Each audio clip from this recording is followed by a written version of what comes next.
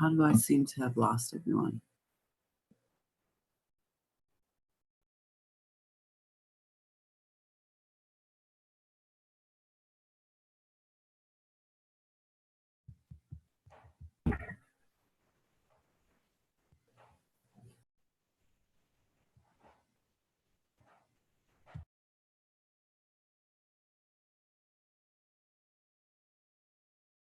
It says there's still 84 participants.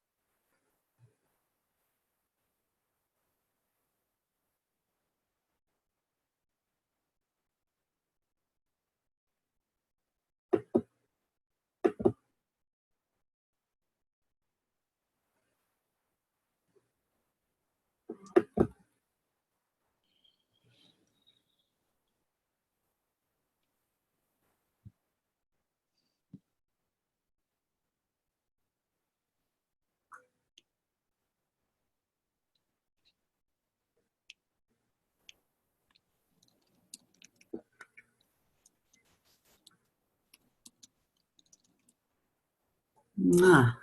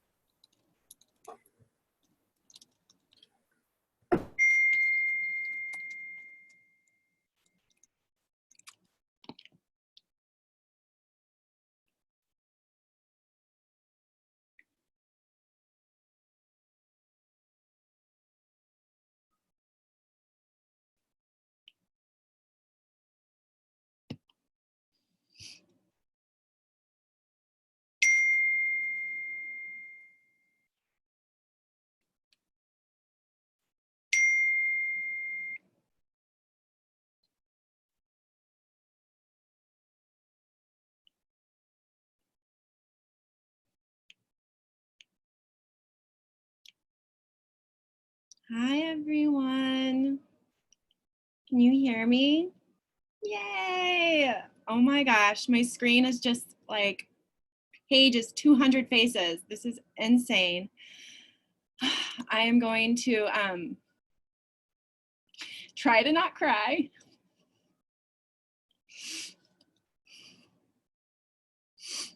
It has been a week, and I'm so happy to see all your faces. I wish we were in person.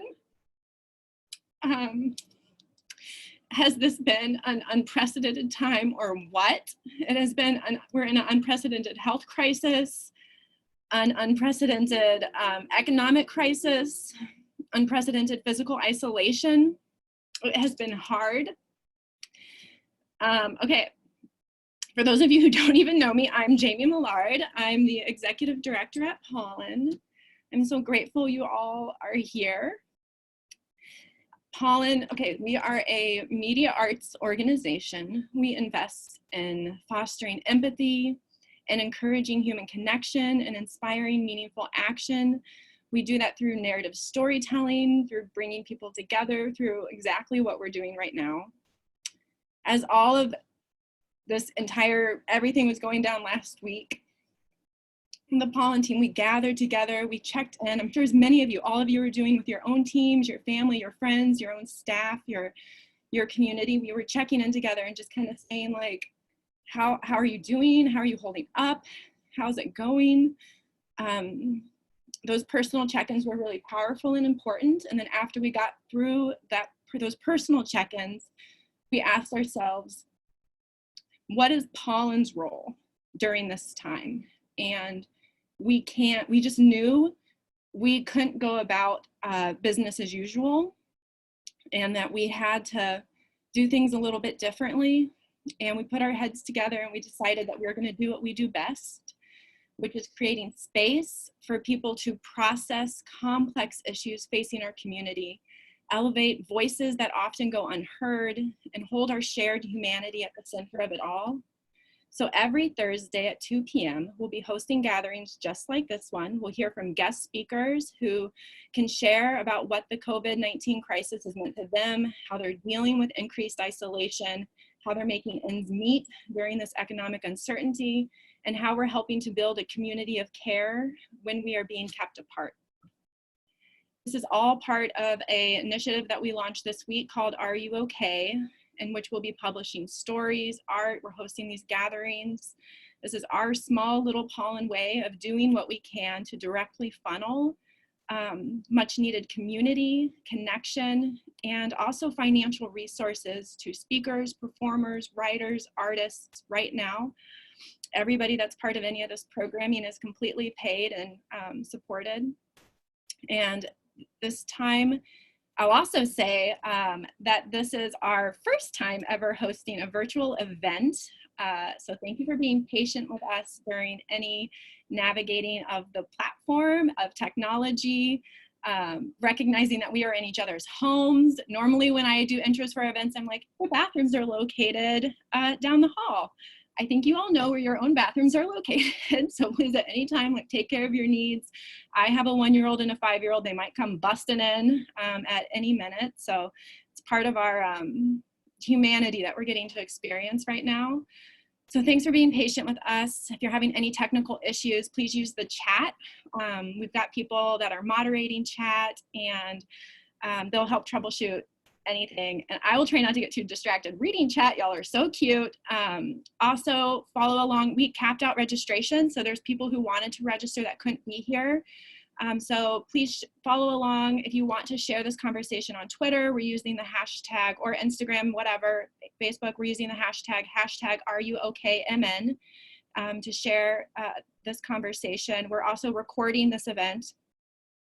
So now I really, really want to thank our sponsors and partners. The University of Minnesota has provided access to their Zoom technology to Pollen to use for free for this virtual gathering. So it's a huge help to us. And a big, like, endless, bottomless thank you to the U.S. Bank Foundation, who has stepped up to support our ability to finance and resource and pay our speakers and performers and cover the expenses for supporting the freelancers as part of this project. Thank you to our ongoing partners and sponsors who support Pollen year-round, the Bush Foundation, Team Dynamics, Ide Bailey, Clifton Larson Allen.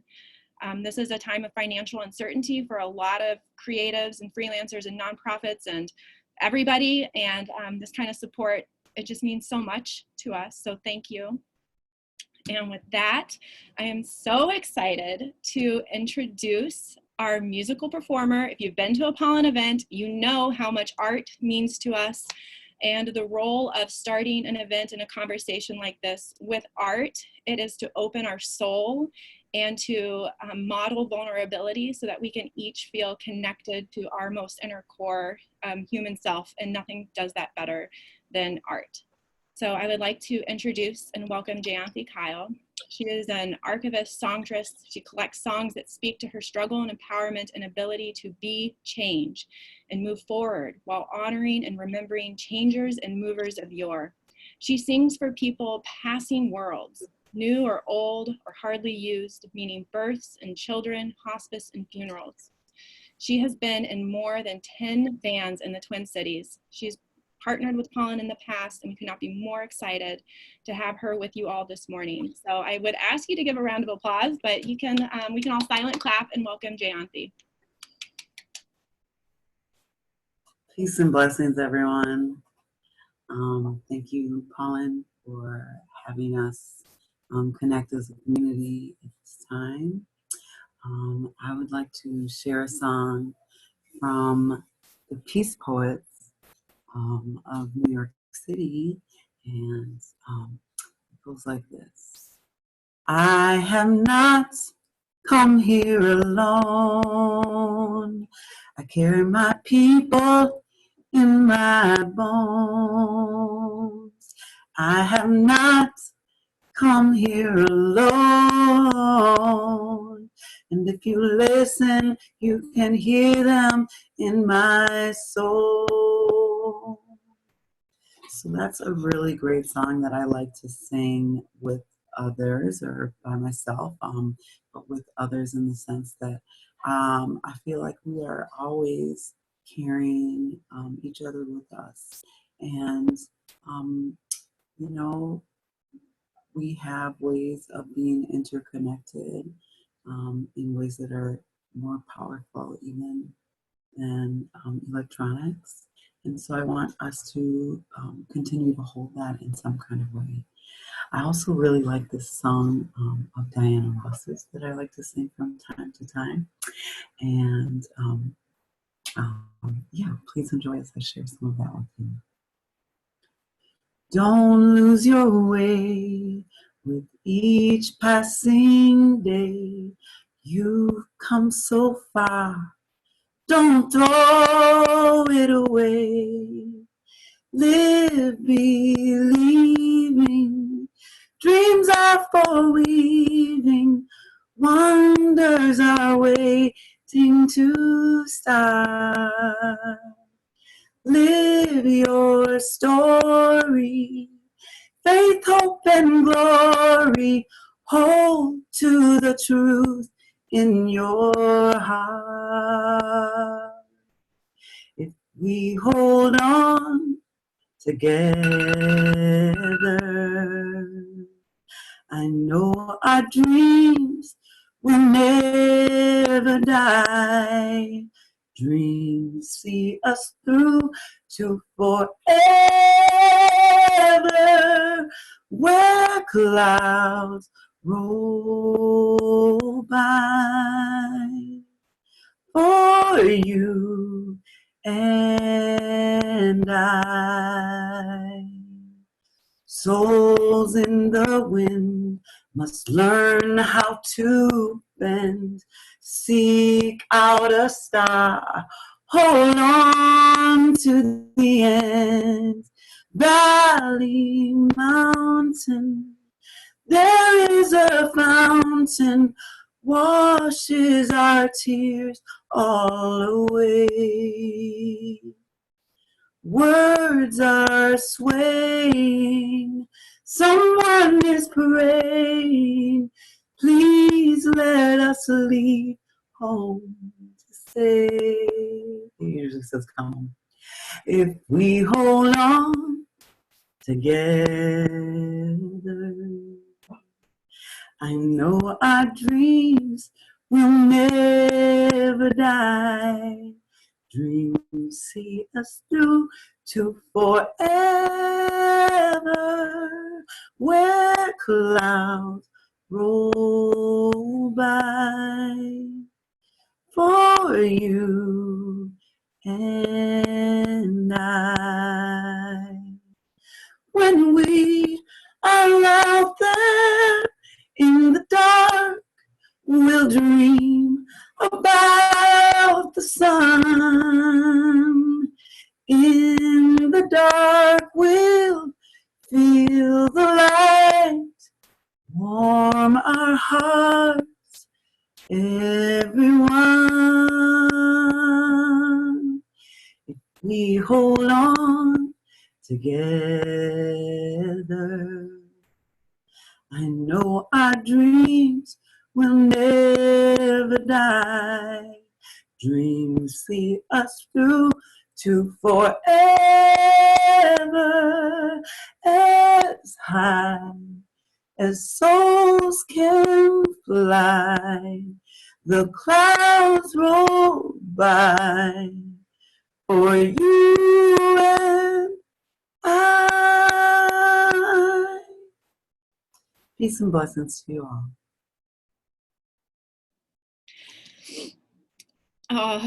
Why do I have to keep talking? I didn't even know how much I needed that. Thank you. I don't even have any tissues because we're rationing because toilet paper. Thank you so much, Jayanthi. I hope everybody, if you're just like reading chat too, like, we're in this together. And that was just so healing. And I hope everybody will go check out all your stuff, your music. We're huge fans of yours, and thank you for that. I'm now very grateful that I get to turn over all the speaking to Pollen's editorial director, Jerome Rankin, who he is just such a grounding and remarkable human. I could not be more grateful to have him on the Pollen team right now. He is holding our narratives and our stories and guiding Pollen and being guided by the community on what kind of stories we're collecting and commissioning right now as part of this initiative. And I'm grateful you all get to hear from him. And so welcome our editorial director, Jerome. Thank you. Hi, everybody. Again, I'm Jerome Rankin, editorial director at Pollen. Thanks for letting me into your homes and living rooms and offices today. Thank you to Jamie, thank you to Jayanthi. And I just want to start off by saying this is a really powerful space. It is really exciting to be able to have all of your faces on the screen and see everyone smile along and clap and have cats walk by and kids in the background. It just feels really good to feel like we're in this together. So having all of you here helps me. I'm really excited to have a great lineup of conversations that we're going to kick off here in the next couple of minutes.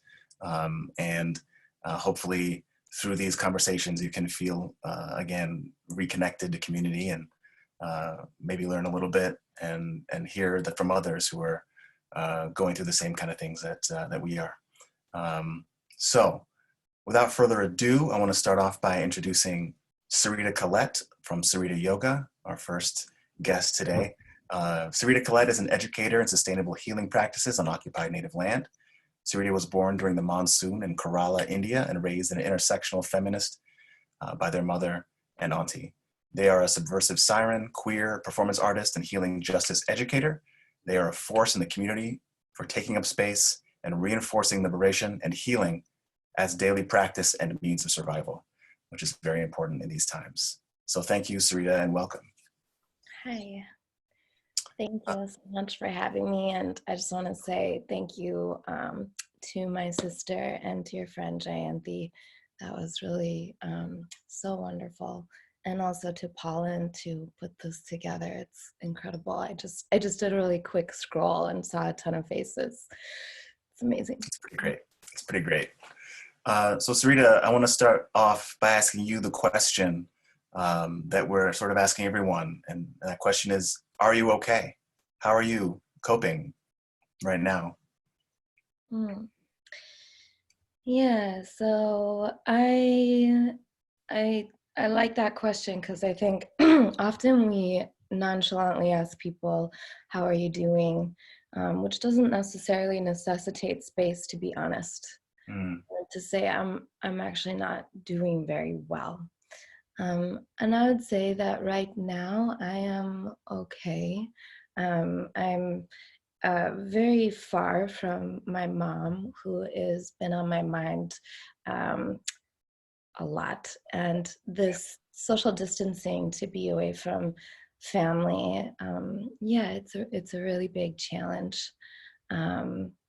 And so trying to take things as much as possible one day at a time. Absolutely. Absolutely. Now that question, are you okay versus how are you? You know, in asking, I think our intent is always to get at the bottom of how people are feeling and give them space to answer that question. So it's good to know that there are different questions we can ask if we really want to give people the space to answer honestly. Can you talk to us a little bit about some of the practices that you're trying to do to sort of stay present in your body in these moments of incredible stress? I know that during the day I feel fine, but as soon as the sun goes down and I start getting on Twitter, which I should never do it, anyone, I get the panic feeling. And so, you know, that stress starts to fill my body, and I know that this is something you think about. I'd love to hear some of your thoughts about how we can stay present, but at the same time, reduce the stress that we're all kind of feeling. Yeah. So I have a home practice from studying with my teachers that I'm very grateful for, that I am really trying to bring through funding for folks who are consistently marginalized by the wellness industry to have. And that's just helped support me to find steadiness. So it's not necessarily about like this incredible enlightenment and I'm going to have peace all the time. The world is constantly changing. It feels very chaotic right now. And so the best that I can do is to ground into what I know. So this morning, before I got out of bed, the yogis talked about sankalpa, a deep resolve and a desire that's rooted in the cave of your heart. And something that has nothing to do with material wealth, that doesn't have to do with your job, that doesn't have to do with relationships or identity politics. And I talk about this a lot with my students. And so the idea is like you wake up, I like to just rub my hands, cover my face, and like take a couple of breaths, no phone. And then I like to repeat this desire mentally, what it is that I want in my life right now. Maybe I say it out loud before my feet hit the ground. So the idea is that this desire comes through me by chanting it, by repeating it in my waking life. And then right now, it's like, guess what? I have to write lists of what is important, and rest is at the top of that. Rest is forsaken by way too many of us as particularly Black, Brown, Native, POC folks. And that's because we are often erased from narratives of well-being, of wellness and self-care. And then all of us, I think there's so many organizers and activists where we push ourselves to the brink of martyrdom. So how much rest are you getting? And then to add to that, like, how much time are you spending in front of a screen right now? So we're all doing these incredible like gatherings online, but your eyes need to rest from being in front of a screen. So as you mentioned, looking at Twitter at night, it's already something you know to be true. So create an alternative to that, maybe an Abhyanga practice, massaging oil from the extremities to your heart at night, reading something for leisure. And I would just say, like, a digital sunset is necessary right now. So at least an hour before you go to bed, no screens. Today happens to be the spring equinox. It's an auspicious day, and it means that we really connect with the greater of our own humanity and this planet. And so I do encourage people today, whatever ritual feels best for you, to not be on a screen for maybe even an hour, and just see how that feels. And in this time of quarantine, what does it feel like to wake up in the morning having not looked at a screen the night before, and then spend the first 20 minutes not looking at a screen? No news. What if waking up in the morning is all about you and your self-preservation, and just see how that feels? Yoga is a science, like Ayurveda, and so we test it out. That's amazing. Yeah, I have one other question to follow up on that. You mentioned the idea of, us exhausting ourselves, and the people who are in this kind of work do that habitually. I guess the question is, what does productivity look like? I know a lot of us try to stay busy to keep ourselves engaged, or even as a way to ward off stress. Like, how do you find that balance between being productive and exhausting yourself? Right. And I really think that productivity is it's very problematic. It's very ableist. It assumes that we can just continue to produce and produce without necessarily having a deeper inner relationship. And we live in a capitalist society where this is ingrained, and it lives in our cells now. So everyone's quarantined, and all the organizers and activists are like, hey, can you Zoom at 1 o'clock and then 2 o'clock and then 3 o'clock? And I have friends who are literally like, I have no time to talk today because all I've been doing is meetings. We need to slow down. And a number of folks in disability justice have been talking about this for years, that we need to pace ourselves individually and collectively. And a lot of healing practices, modalities rooted in traditions outside of the West will talk about what does our body have to teach us moment by moment, day to day. So when you're in a place of productivity, I emailed my students this, which is that right now in the quarantine, before you get into productive mode, do an embodiment practice, squeezing the shoulders, like giving yourself a hug.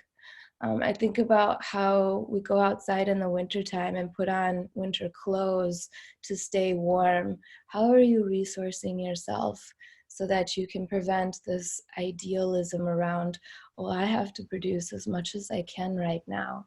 And it's hard because we are under a circumstance and situation where we don't know how we're going to pay our bills. So I understand the fear and anxiety around that. But to ground, to steady, and to remember that maybe you don't have to do anything today. Maybe you just allow yourself to rest and know that that's good enough. Right. Serita, thank you so much.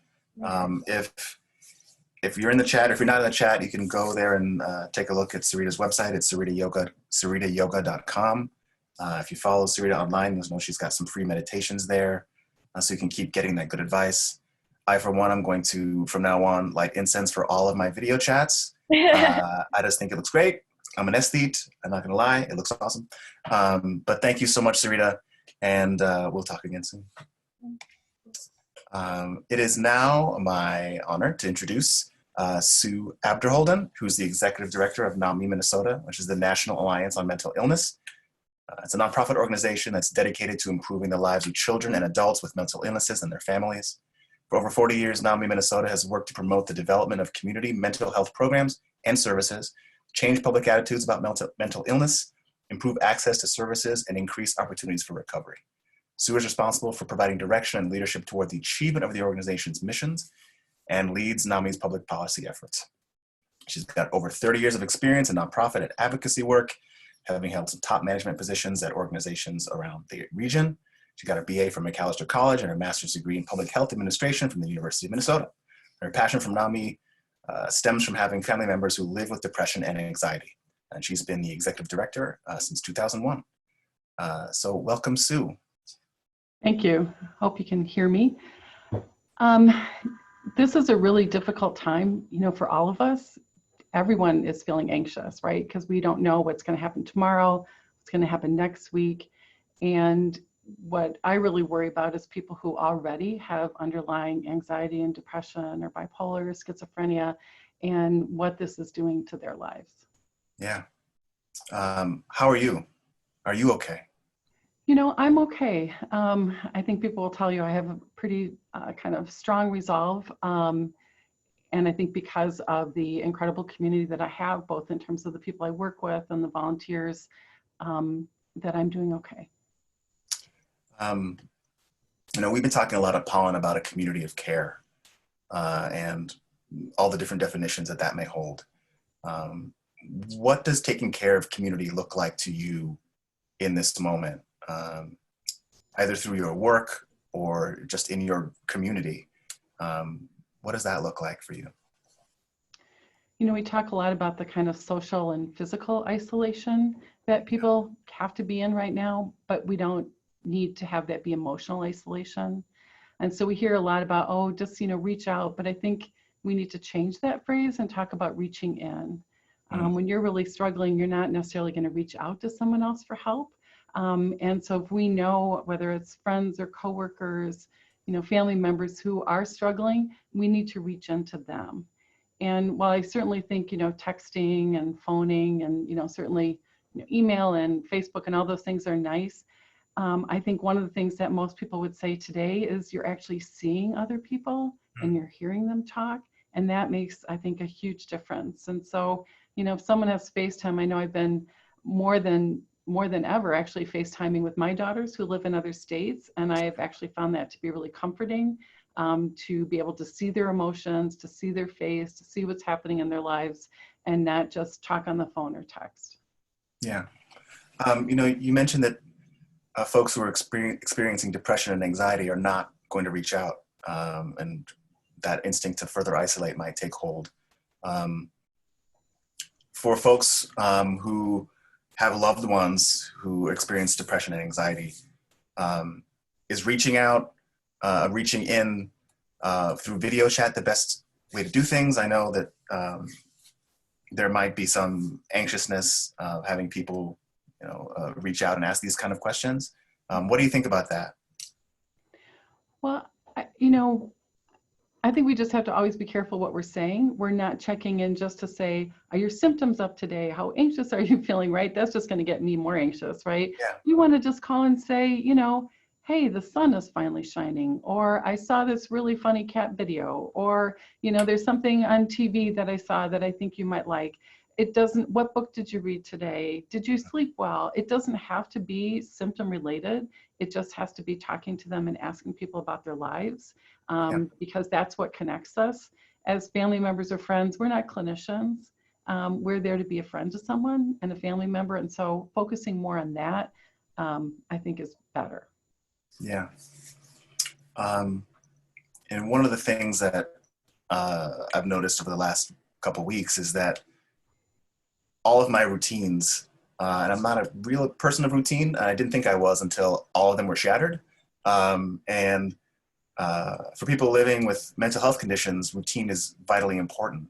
I don't know if there's any advice to give here, but can you talk to us about what that loss of routine might mean for someone living with those conditions, and if there are things that that we can do to address that, or to try to build a new kind of routine during this quarantine period?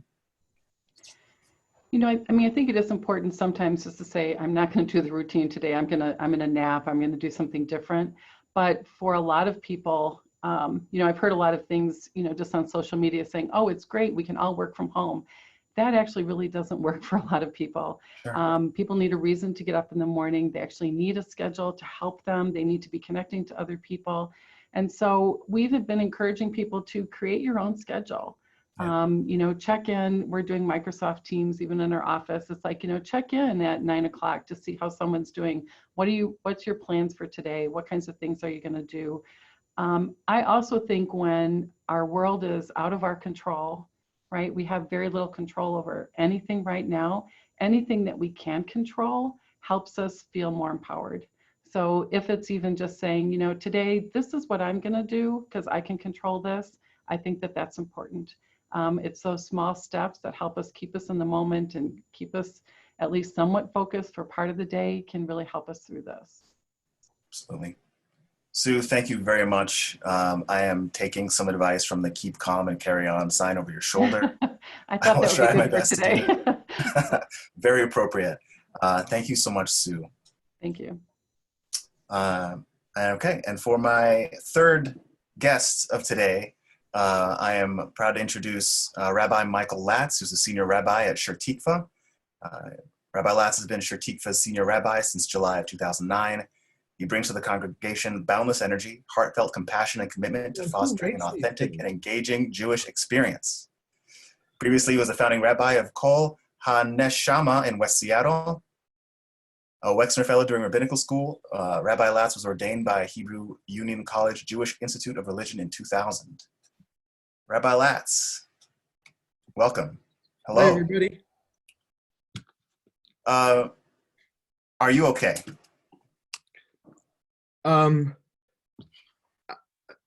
Sure. I mean, I don't know how anybody is okay. Yeah. With what's going on right now. Like, you know, I personally, you know, I'm getting older, so things are getting a little stiffer, and I actually need to take Serita's class online because I'm definitely, you know, I'm a guy. It's all right here, and I feel like I've lost 3 inches in the past 3 weeks. Yeah. You know, I'm trying to be okay spiritually. Sure. And speaking of spiritually, how are you sort of re-envisioning how you lead your congregation now during this sort of period of time where we're forced to be apart? It's such a great question. I feel like I am drinking from a fire hose. So I have like these twin impulses. One is, you know, the purpose of community is to come together, proximity, right? Yeah. And now in this world of physical distancing, we have to show our social solidarity in different ways. So I do a good bar mitzvah and a mean wedding, but in the last 2 weeks, I have had to learn Zoom and all these other things that were definitely not part of my training. And so on the one hand, it feels like a whole new world we've entered.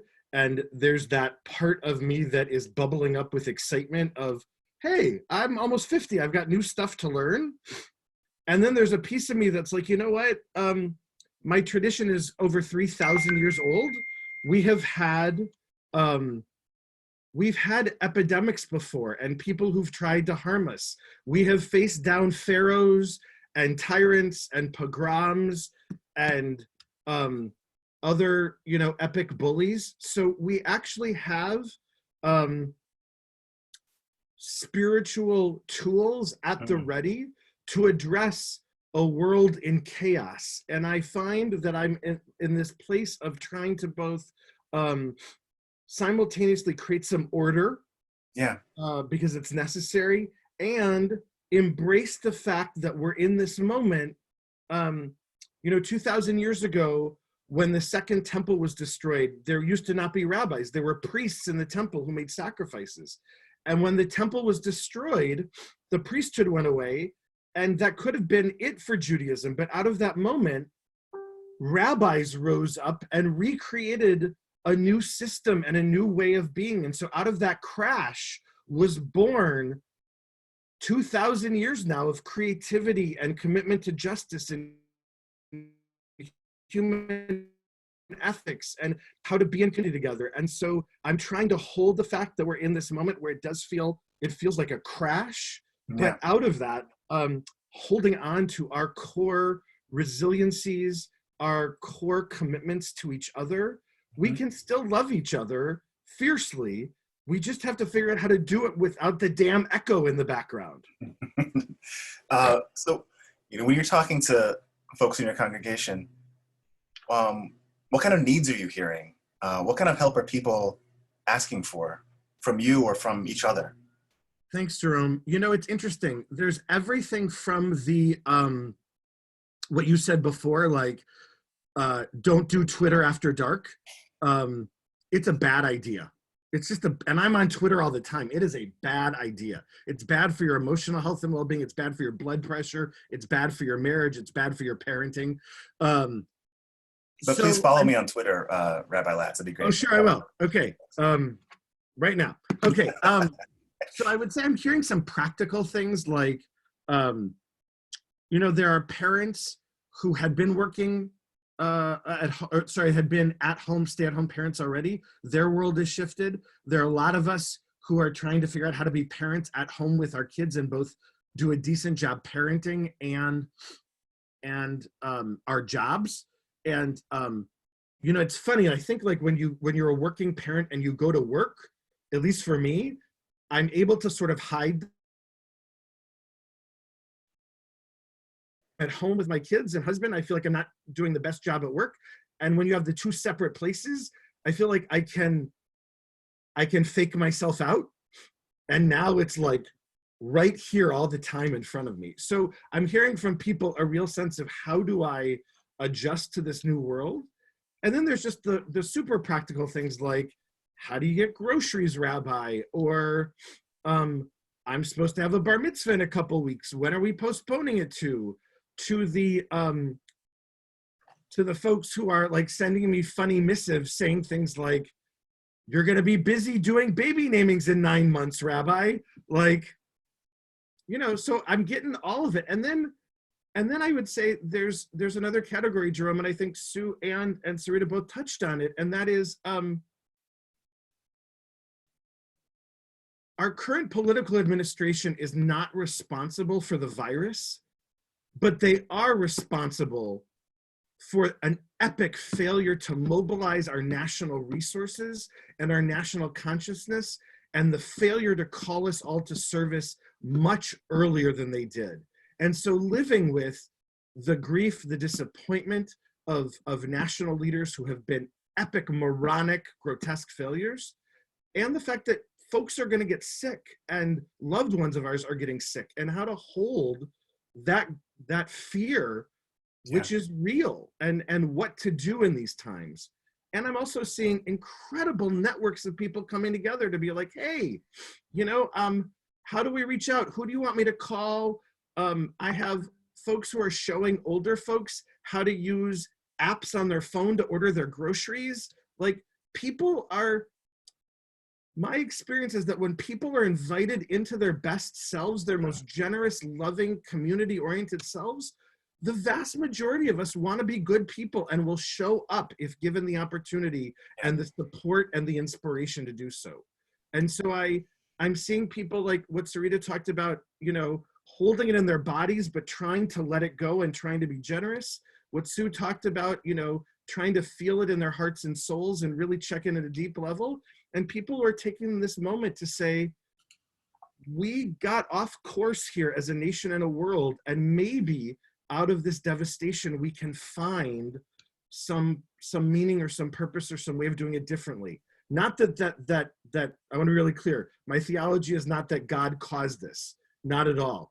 But since we do have this pain and this terrible moment,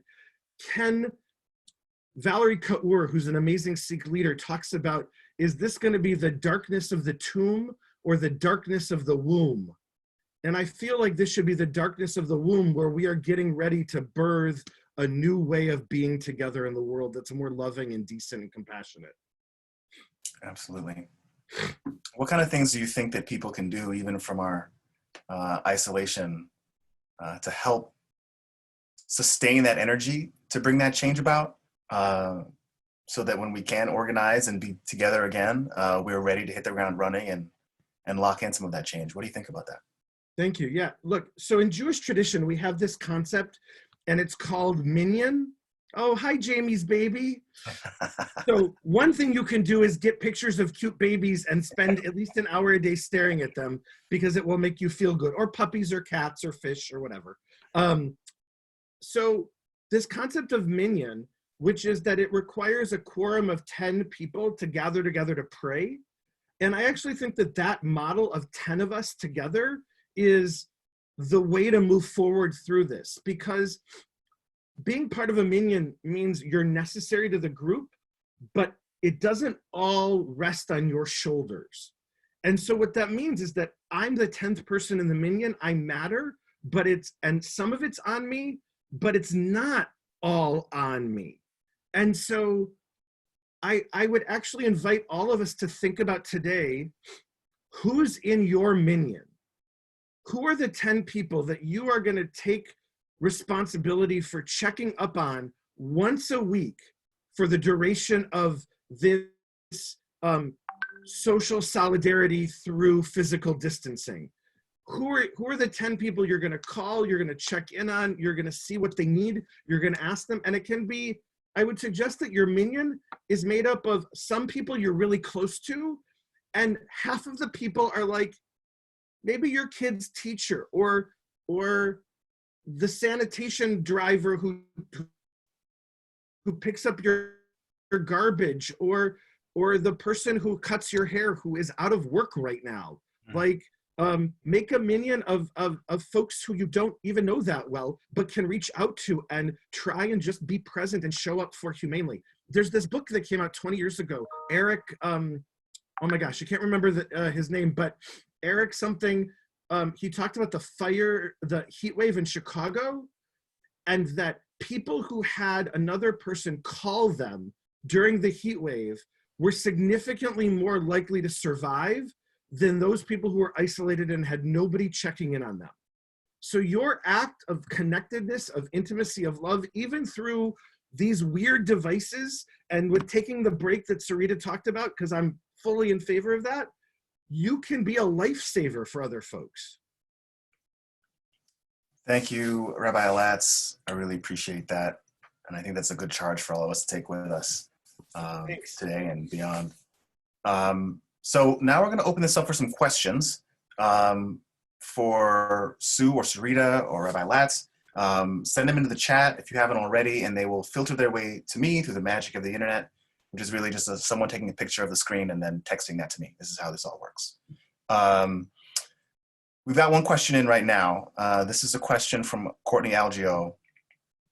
And I think this may be a good question for Sue, but I think others may be able to weigh in. Courtney asks, I'm very afraid to burden others with my anxieties when everyone is feeling so anxious. How do you balance that?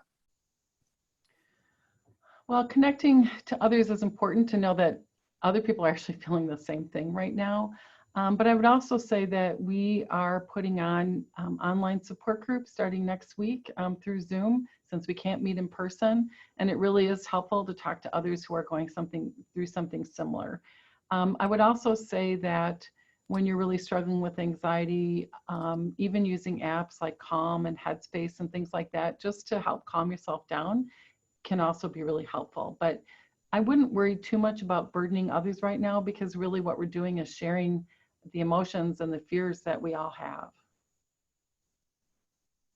Yeah, and I would add to people who are caregivers that just know what your capacity is. And if you don't have the capacity to care, then really be explicit about that. But I know the mutual aid document that's floating around in the Twin Cities has a number of different resources. Susan Raffo and other folks in Healing Justice have been posting that. I would check that out. And then I always just like to ask with any of my friends when I'm going through something, and it's still practice, is, hey, I need to talk about something that's going on. Do you have space for this right now? Because that's consent. And that just opens up more space for us to work together. Absolutely. Serita, I've got a question for you from Emily Drager. Okay. She asks, do you have any advice for how to rest, relax, and stay in the moment without worrying? Yes, I do. So on a tactful level, I would say that guided relaxation, which is a preparatory practice known as Shitali Kran, is a preparatory practice for Nidra. It's going through the 31 or 60 points in your body.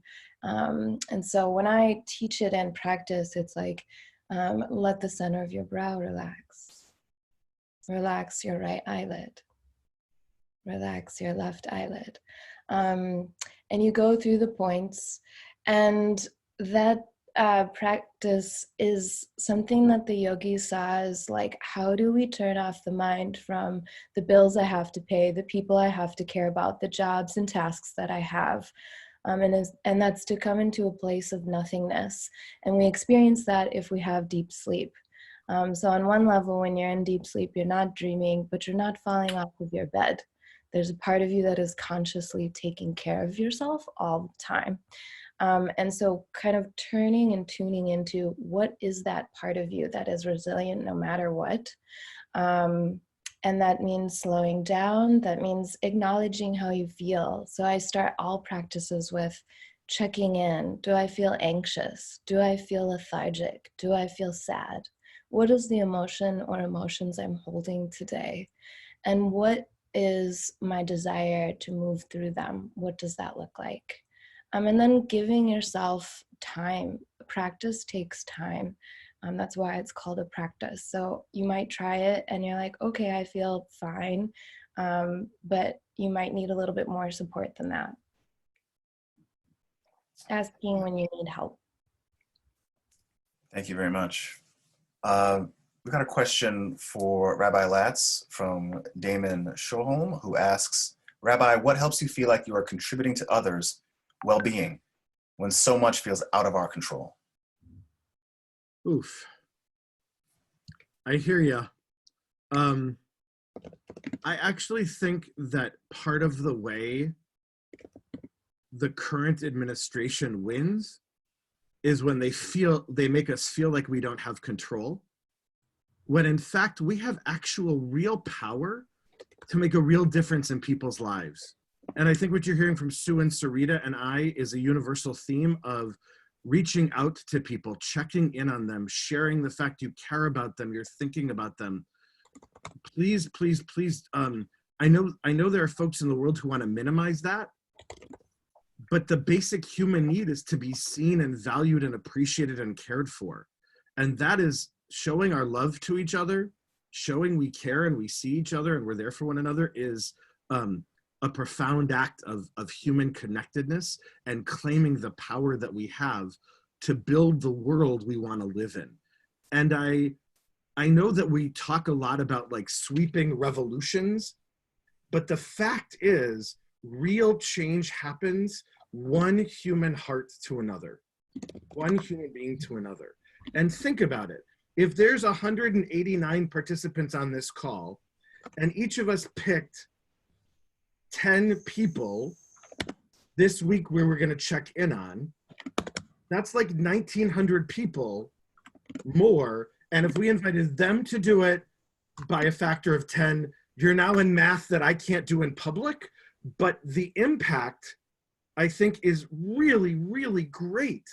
And I think that while mine may be a little bit more outward facing and Serita and Sue's may be a little inward facing, I think we're talking very much about care of the soul and care of humanity and care of each other. It's a continuum of care. And I think one of the most radical things we can do right now is for us all to be caremongers and hope mongers, right? Be extra caring, be extra hopeful. That to me is a profound act of resistance against despair. Thank you, Rabbi. This question resonates for me. My parents are supposed to be flying in tomorrow, and I had to talk them out of traveling. And so I'd love to hear some answers to this question. It comes from Jamie Schumacher, and this is open for anyone who wants to answer. The cognitive dissonance among family members that would otherwise be in our close 10 is really unsettling. Do you have recommendations for those that are still in denial, avoiding, or unaccepting of what's going on, or downplaying the severity of all of this? It feels very overwhelming. Yeah, it is. I mean, I think as the days go on, it's starting to become more and more real and more serious, I think. But I have to say, the more we push back sometimes, then the more people push back at us. I know my daughters have been emailing and texting me different articles about stay at home. And, you know, that's lovely. But I know, and I know what the risks are, and I know all those things, and I'm making sure there's no one else in the office and things like that.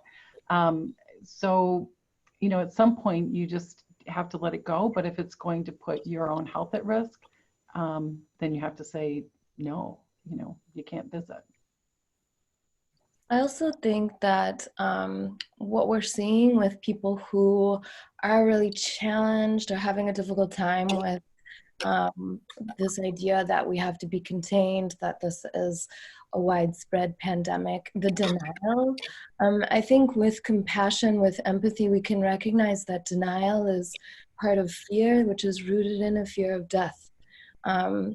We need to have more conversations around death in this culture. We need to have more conversations around grieving. If you haven't grieved the state of the world, do that.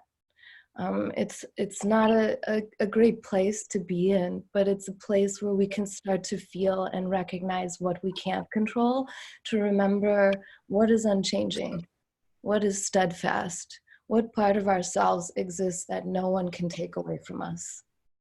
And so when we have these conversations with people, to lovingly remind them, like, hey, how are you doing? Are you okay? Yeah. Thank you, Serita. And thanks, Serita and Michael, for your thoughtful words and answering these questions. I really appreciate it. I'm going to toss it back to Jamie to close us out for today.